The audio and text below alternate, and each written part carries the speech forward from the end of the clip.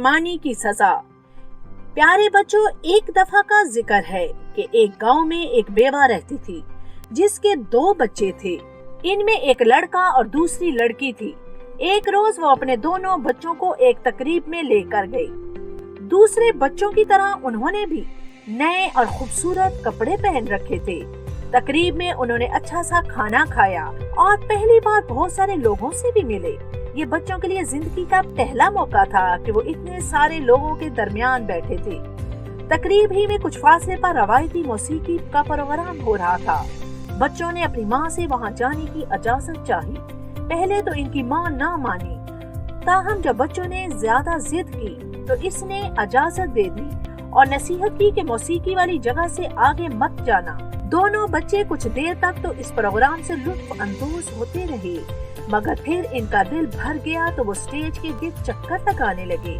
मौसीकी के प्रोग्राम वाली जगह से कुछ ही फासले पर इन्हें एक तालाब नजर आया।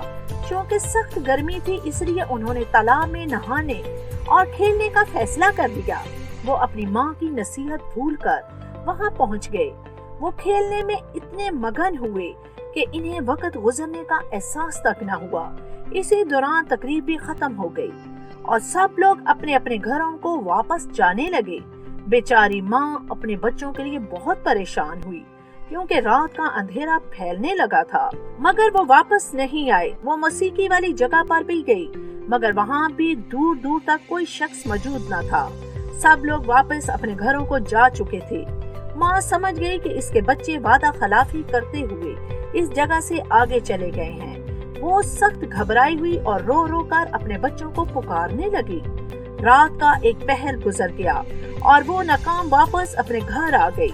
रोते रोते इसकी आंख लग गई और फिर इसने ख्वाब में एक बुढ़िया को देखा जो इससे कह रही थी, ए खतून, तकरीब वाली जगह से कुछ ही फासले पर एक तालाब है। तुम्हारे बच्चे इसी तालाब में हैं। अगर तुम इनसे मिलना चाहती हो तो मुट्ठी भर चावल इस तालाब में फेंको, तुम्हारे बच्चे ऊपर आ जाएंगे।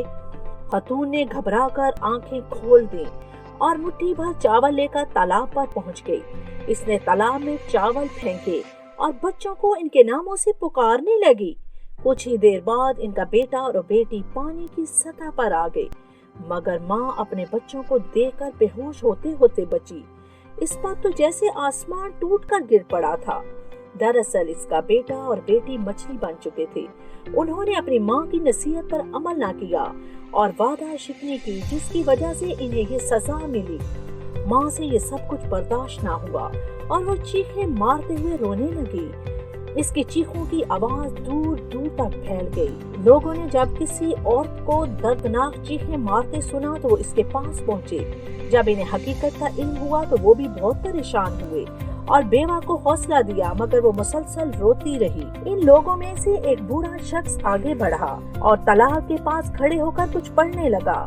कुछ देर बाद उसका बेटा और बेटी अपनी असली शक्ल में आ गए और अपनी माँ से लिपट गए और माँ से कहा कि हमें माफ कर दें, हम आइंदा कभी भी वादा खिलाफी नहीं करेंगे और हमेशा आपका कहना मानेंगे।